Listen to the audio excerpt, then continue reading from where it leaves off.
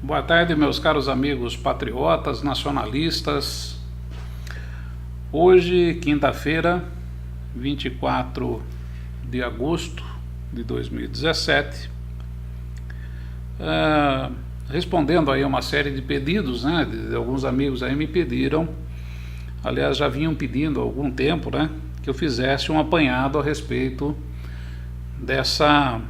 desse projeto que está sendo lançado pelo governo para privatização de 57 empresas estatais, não é?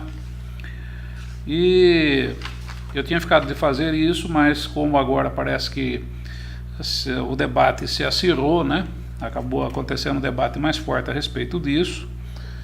Então eu vou tentar passar para vocês assim de uma maneira mais simples possível, né?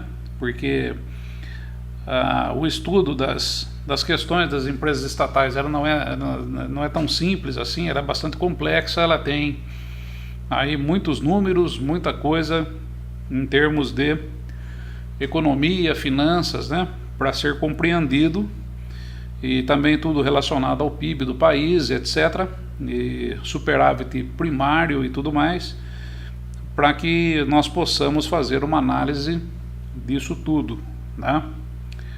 E conforme eu disse aqui no início, hoje 24 de agosto, né, para nós entendermos aqui sobre essa questão das empresas estatais, nós temos que remontar, temos que voltar um pouco no tempo, né, na história, para que possamos compreender melhor o que aconteceu, né?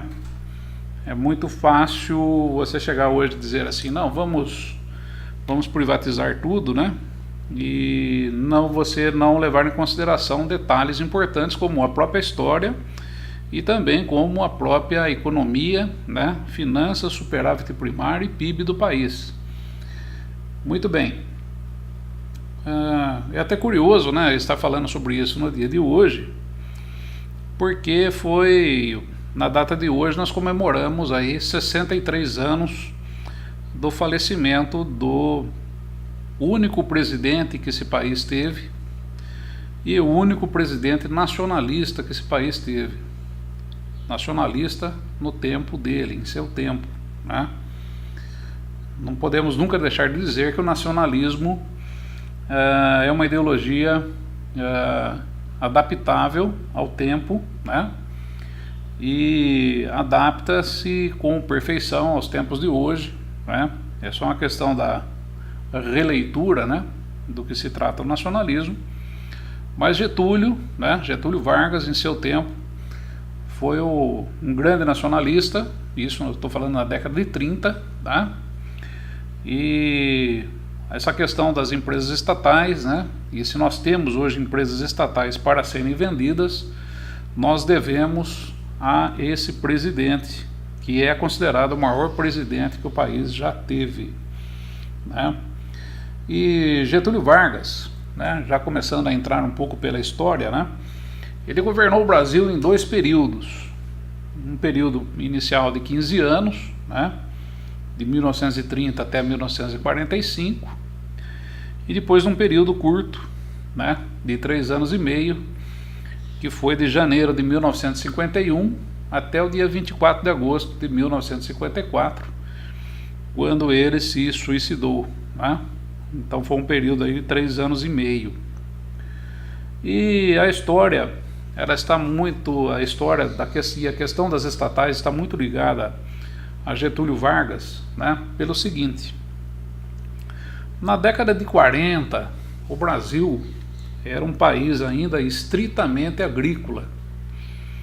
O Brasil é considerado um daqueles países, né, que acabou ingressando aí na questão da industrialização tardiamente, porque em 1940 já na Europa, nos Estados Unidos, né, já existia o caminhar da indústria, né, conforme modelos que conhecemos, né, devido à Revolução Industrial, né, e então os Estados Unidos e a Europa já caminhavam nesse sentido, já possuíam um parque industrial considerável, enquanto o Brasil ainda vivia da exportação aí de café e cana e açúcar, né? Café e açúcar, é só isso que o Brasil tinha. Então, um país estritamente agrícola, né? E de subsistência, e algumas coisas aí como alguns automóveis, relógios, tecidos, tá? Couro industrializado, né?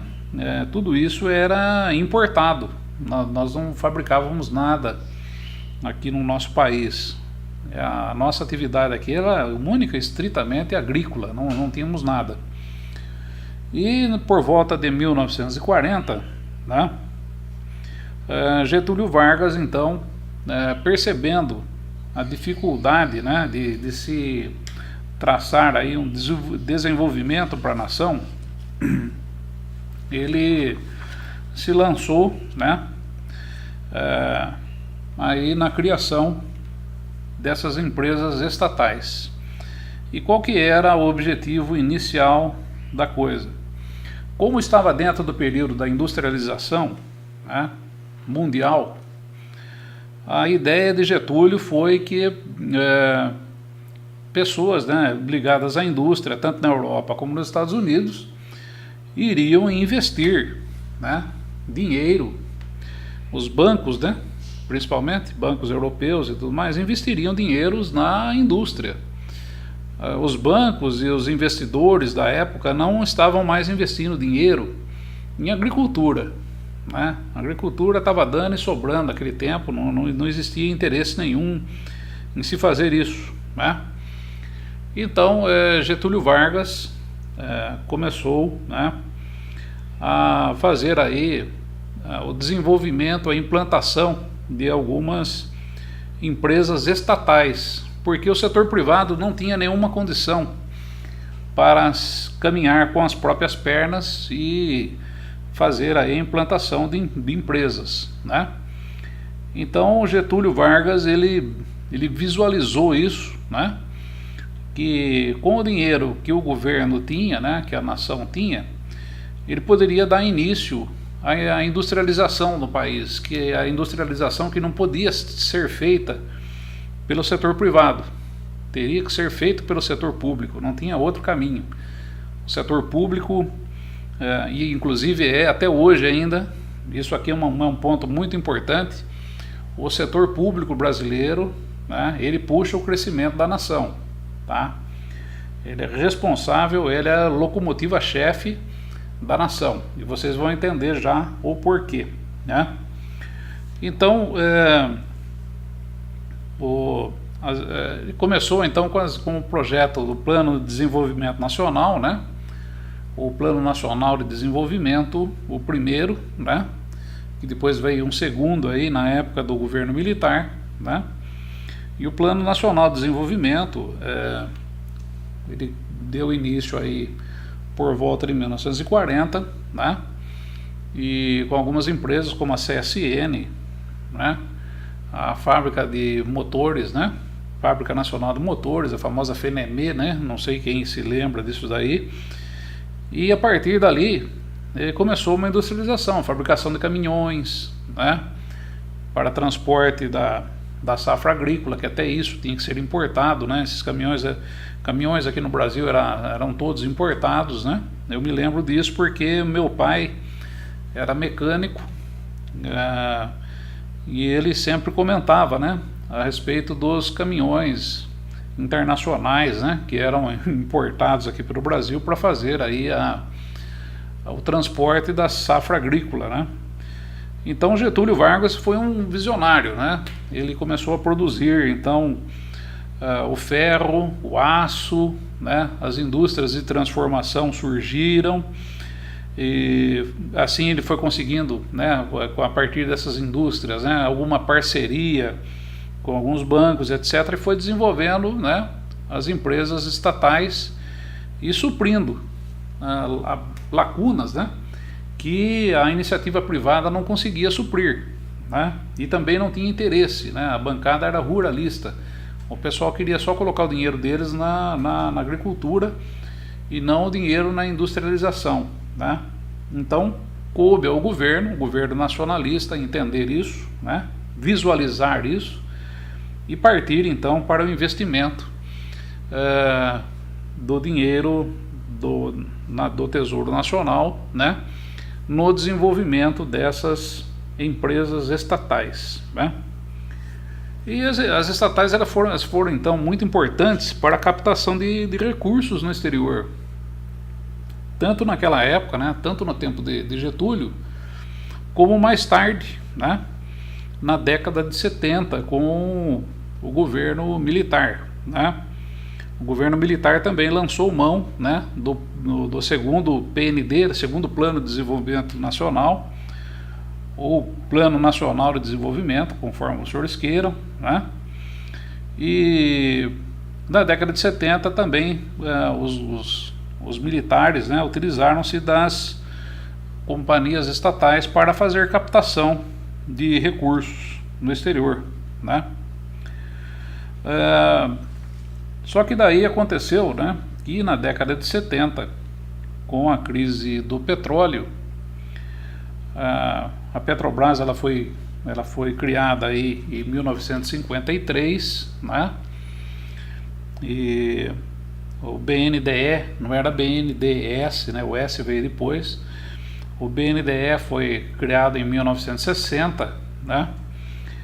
Então, a Petrobras foi criada em 53, só que na década de 70 ela ainda não estava totalmente, né, implantada, né? Ela não tinha ainda recursos para refino, né? Tinha mais recursos para extração. E também não era suficiente, né, aquilo que era extraído, porque o Brasil já importava muito petróleo, né? E na década de 70, daí, com a crise do petróleo, né, que aconteceu, o governo militar acabou se endividando, né, a partir das empresas estatais para poder manter o PIB interno, poder manter aí a educação, poder manter a saúde, poder manter, né, outros investimentos menores, né? E daí aconteceu que as empresas estatais acabaram se endividando, né, na década de 70, dentro do governo militar, né? Eu acredito até que o endividamento que aconteceu dentro do governo militar, ele tinha aí, sim, condição de ser pago, né, pela própria produção das empresas, porque uma coisa é você estar dentro de uma crise mundial, como foi a crise de 70, né, e que depois ela acaba passando e as empresas acabam se tornando aí absolutamente rentáveis, né, e daí acontece, né, a recapitalização, né, dessas empresas, né, e é feito então aí a recomposição do capital, né. E só para vocês terem uma ideia, né, na década de 70, tudo isso que eu estou dizendo aqui eu não estou considerando, tá, má administração, corrupção, coisas que vieram no período depois, né.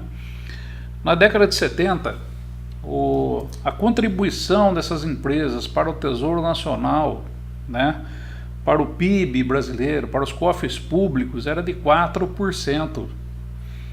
É um valor extremamente alto. Isso na década de 70, né? E hoje, mesmo depois da venda de cerca de 110 empresas, veja bem, da década de 70 até hoje, já foram vendidas 110 empresas estatais brasileiras, tá? E hoje, mesmo com o que sobrou, tá, essas empresas elas são responsáveis por 2% do PIB brasileiro, tá? Do PIB real, tá? Não é esse PIB descontado aí não, né? Onde se desconta aí os juros que são pagos pelo governo para banqueiros e especuladores, né? No PIB real brasileiro, no montante total, né? 2% é contribuição dinheiro ganho pelas empresas estatais. E onde é que isso vai bater? Onde é que isso vai bater quando você privatiza? Quando você privatiza, esses 2% do PIB, eles já não vão mais existir, 2% do PIB hoje, considerando-se a Petrobras, que ela consegue aí colocar cerca de 80% desses 2% é da Petrobras, 10% é da Eletrobras e os outros 10% são as outras empresas que o Brasil ainda possui, E só lembrando, a lista de privatização que o governo hoje está propondo é exatamente vender a Eletrobras, 14 aeroportos, 11 blocos de transmissão de energia, 15 terminais portuários, rodovias, a Casa da Moeda, Companhia Docas do Espírito Santo, Casizeng e o Ceasa Minas. E além do que, ainda para completar, vai colocar ainda mais 3 licitações para o pré-sal e campos terrestres para exploração de petróleo, Muito bem. Com o que nós temos hoje, sendo aí mal administrado e exposta à corrupção, mesmo assim, hoje, as empresas estatais colaboram com 2% do PIB brasileiro. Então aqui é importante a gente separar, colocar as empresas estatais de um lado, colocar o governo do outro, certo? O caixa do governo do outro, e lembrar que dessas empresas estatais, todos os anos, mesmo com essas empresas estando sob uma péssima administração e estando aí com um nível de corrupção elevadíssimo, elas ainda mandam dinheiro para o governo, cerca de 2% do PIB, ou seja, elas dão lucro para o governo, elas dão lucro e não é um lucro pequeno, é um lucro muito grande e significativo, Só para vocês terem uma ideia disso, eu fiz uma mensuração, uma medida, do que significa, Entre 90 e 94, 33 empresas foram privatizadas por 8 bilhões de dólares. E depois, até 2002, no governo do FHC, ele privatizou, Foi mais a Vale, foi mais uma série de empresas aí, Foram mais 70 e poucas empresas privatizadas. Ele conseguiu aí mais 78 bilhões, de dólares, e transferiu 18 bilhões de dólares de dívidas que essas empresas possuíam. Perfeito? Só que acontece o seguinte, com o que sobrou das empresas estatais, entre 1999 e 2006, nós estamos falando aqui de 7 anos, a contribuição das estatais para o ajuste fiscal foi de 90 bilhões de dólares, mais do que o programa de privatização do FHC inteiro. Veja bem, em 6 anos, o que restou das empresas, fora a Vale, fora mais as outras 70 empresas que o FHC privatizou, o lucro, o ajuste fiscal, o dinheiro que foi despachado para o governo, para os cofres do governo, foi de 90 bilhões de dólares. 90 bilhões de dólares. Sendo que em uma tacada o FHC vendeu quase 70 empresas por 110 bilhões.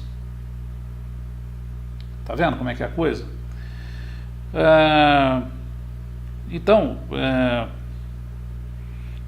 desde do tempo aí dos governos aí que se lançaram a privatizações, desde aí de 93, 94, 110 empresas estatais foram vendidas e 28 empresas estatais foram privatizadas, estaduais, melhor dizendo. 110 empresas estatais federais foram vendidas e 28 estaduais foram também privatizadas, né? Acontecendo o seguinte, né? Onde é que estão esses 110 bilhões de dólares? Nós não podemos nos esquecer que hoje o governo está aí com um rombo de 159 bilhões de reais para o ano de 2017, mais 159 bilhões para o ano de 2018. Da onde veio esse rombo todo? Eu vou responder para vocês. Esse rombo todo não veio das empresas estatais, ele não veio daí. Ele veio da péssima administração do governo, né? Se as empresas estatais estivessem sendo melhor administradas, né, elas poderiam ter dado mais lucro para o Tesouro Nacional. Elas poderiam ter colocado mais dinheiro dentro do Tesouro Nacional, porque os roubos aconteceram nas empresas estatais e não no governo, né? Porque são as empresas estatais que acabam celebrando contratos aí com empreiteiras, por exemplo, né? E é através desses contratos que esses políticos acabam fazendo chucho nos cofres dessas empresas para roubá-las, né? E mesmo assim essas empresas acabam contribuindo com 2% do PIB brasileiro, né? Não é pouca coisa. Mesmo estando sob ataque desses gafanhotos, né? As empresas estatais elas contribuem com 2% do PIB brasileiro, né? Muito bem. E o governo, aí falando desse lado aqui, falando do governo e não das estatais, o governo tem um rombo de 159 bilhões, né? Muito aí por investimentos, né, mal feitos, né? Não somente nas empresas estatais, tem muito investimento público. Não podemos esquecer que aconteceu uma Copa do Mundo e uma Olimpíada nesse país aqui, né? E aí sim, a única coisa que o nosso governo conseguiu construir, né, foram estádios de futebol, alguns hotéis, né? Muito dinheiro para o BNDES financiar aí empresas como a JBS, etc., né? Sendo que as estatais não tiveram nada, absolutamente nada a ver com isso, né? Portanto, o problema não é a empresa ser pública ou privada, o problema era ser mal administrada. As empresas estatais aqui nesse país são mal administradas e também expostas aí a vontades de políticos.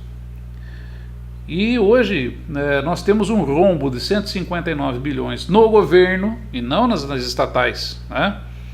E que esse governo não explica, né, aonde foi parar, né?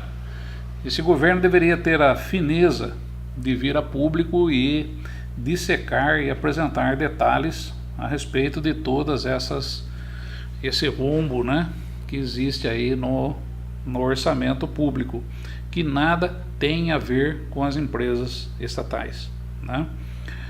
Eu vejo da seguinte maneira: nós estamos vendendo, né, essas empresas, né, porque existe muito interesse dos especuladores, né, e dos banqueiros nessas empresas, porque é bom lembrar o seguinte: principalmente no setor de energia, nós estamos falando aqui da Eletrobras, nós estamos falando aqui de poços para a extração de petróleo, né? Em nenhum país do primeiro mundo o setor de energia é controlado por empresas privadas. Onde isso aconteceu, houve e acabou acontecendo, né, desastres aí de falta de abastecimento, né, e colapso de abastecimento. Como, por exemplo, muita gente fala, mas as companhias de energia e gás da Venezuela são empresas multinacionais, não são empresas estatais, tá? Então, quem está aí falando um monte de coisa, tentando se pautar por esses detalhes, está mentindo, né? Mente demais. Países pequenos aí dependem muito desses investimentos internacionais e da vontade dessas empresas para que possa existir ali energia elétrica, sendo que aqui no Brasil ela pertence ao governo, e o governo, se fosse um governo capaz de administrar, capaz de dar as cartas, né, nós poderíamos aí estar utilizando essas empresas de energia para um terceiro plano nacional de desenvolvimento, sem dúvida nenhuma, tá? Porque corremos o risco, porque a partir do momento que você privatizar uma empresa como a Eletrobras, por exemplo, da forma que eles estão querendo fazer da seguinte forma, né? O governo hoje tem um controle acionário, então quem dá as cartas a respeito de tarifas, a respeito de investimentos, etc., dentro da Eletrobras, é o governo, né? Então o que o governo vai fazer? Ele vai lançar uma série, um montão, um pacotão de ações, né, dessa empresa, vai colocar no mercado para ser comprada por acionistas, né? Coloca aí na Bolsa de Valores, o pessoal vai lá e compra. Vai chegar num ponto que o governo pretende ficar com apenas 40% da Eletrobras, 40% dos papéis, ou seja, vai haver uma maioria do outro lado, né, que vai controlar a empresa, certo? E que vai aí montar aí um grupo, né, uma associação, né, para a administração disso daí. Não tem cachorro pequeno nessa história, são capitalistas bastante poderosos, né, e eles vão dar aí as cartas a respeito das tarifas. O governo não terá mais, né, como arbitrar qualquer tipo de tarifa, qualquer tipo de valor, se vai ter investimento, se não vai ter investimento na empresa Eletrobras. E nós corremos sim o risco de um momento para o outro, tá? Sempre lembrando aqui que o capitalismo ele não está aí para fazer filantropia com ninguém, ele não está aí para se preocupar se o custo de produção nas empresas está ficando muito caro devido à energia elétrica. Eles querem faturar, né? Só lembrando, por exemplo, que para a fabricação de alumínio, né, de chapas de alumínio e perfis de alumínio, 40% dos insumos, né, 40% dos insumos necessários para a fabricação de chapas de alumínio e perfis de alumínio é energia elétrica, né? Então você vê que por aí já, inclusive, existem alguns grupos aqui do Brasil que estão produzindo inclusive alumínio fora daqui já, porque a tarifa conforme já está cara, você imagina na hora que cair na mão desse pessoal que é especulador, né, e que está metido dentro do mercado, inclusive com outros interesses, tá? E também achar que se você amanhã ou depois nós vendermos as refinarias da Petrobras, o preço do combustível vai baixar, isso daí é também uma ideia de jirico, né? Uma coisa assim, mas tem que ser muito burro para acreditar num negócio desse, né? Porque o que falta, meus amigos, para essas empresas e também para o governo brasileiro são administradores competentes, né? Administradores competentes, porque essas empresas bem administradas, elas contribuem com o PIB brasileiro. É um dinheiro que vai diretamente, o lucro dessas empresas vai diretamente para compor caixa, né, do governo brasileiro. Se hoje existe um rombo de 159 bilhões, mesmo com essas empresas, você imagine se essas empresas não estivessem lá, o estrago que nós teríamos nas mãos hoje. O Brasil já teria quebrado há muito tempo. Há pelo menos 10 anos atrás já estaríamos quebrados. Isso daí sem dúvida alguma, né, devido aos números que existem em alguns estudos. Inclusive eu vou até começar a publicar alguma coisa, né, a respeito desses estudos aí na minha página, né, o Nacionalista, e também aí no meu perfil pessoal aí no Facebook, Carlos Henrique de Moraes, né? Eu vou começar a publicar alguns detalhes a respeito dessa questão das estatais, para que vocês tomem consciência, né, tomem contato com números a respeito disso aqui tudo, tá? Mas o peso das empresas estatais, ela é altamente significativo, né? Significa muito para o PIB brasileiro, tá? E mesmo que, vamos imaginar assim, o governo esteja hoje com aquela intenção de se privatizar essas empresas, né, e apenas ficar com os tributos cobrados, né, vai haver um rombo, né, um pouco maior aí. Num primeiro momento, parece que estão falando disso aqui tudo, de pacote de 57 empresas por 40 bilhões, também é um preço muito abaixo do mercado, né? 40 bilhões para receber em 10 anos, né? Vocês vejam como o governo está com o chapéu na mão, né? E o problema é o governo com os bancos, né? O governo com os juros, né, que devem ser pagos aí, né, por empréstimos e investimentos errados que foram feitos e não foram feitos nas estatais, né? Não se investe nas estatais aqui no Brasil, apesar do pré-sal, né? Não houve investimento nenhum. Os investimentos aí foram investimentos mal feitos, né? Mal planejados, né? Foram colocadas algumas usinas hidrelétricas aí, por exemplo, com baixo rendimento, né? Coisas assim absurdas, né? E para fazer isso captou-se dinheiro em bancos europeus, bancos americanos, né? E a nossa dívida aí acabou crescendo demais e agora o governo não consegue pagar, né? E vai precisar entregar. A palavra certa é essa, não é privatizar, não, é entregar essas empresas a preço de banana, para poder amortizar um pouco essa dívida e esses juros que o governo tem que pagar, né? Então é isso, meus amigos, é muito triste, né? Principalmente para mim, que sou um nacionalista, que enxergo que o Brasil teria tudo para ter aí um terceiro plano nacional de desenvolvimento. O primeiro foi com Getúlio Vargas, o segundo com o governo militar, e o terceiro nós teríamos condição de fazê-lo, mas vai ser necessário um governo nacionalista para estar fazendo isso novamente, né?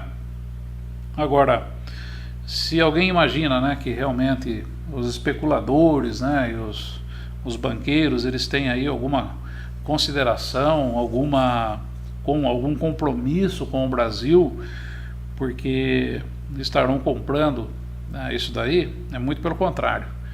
É o Brasil que tem um compromisso com eles, com esses compradores, né? Porque nós vamos ter que sofrer, e sofrer e muito, com tarifas mais caras, com preços mais altos, com inflação, e que tudo que vai ser provocado pela venda dessas empresas. Eu não tenho a menor dúvida disso. Então ficamos assim. Eu vou começar a publicar, né, alguns dados a respeito dessa história toda, né, para que vocês vão dando aí uma lida, mas é lamentável nós estarmos assistindo isso nesse momento. Lamentável.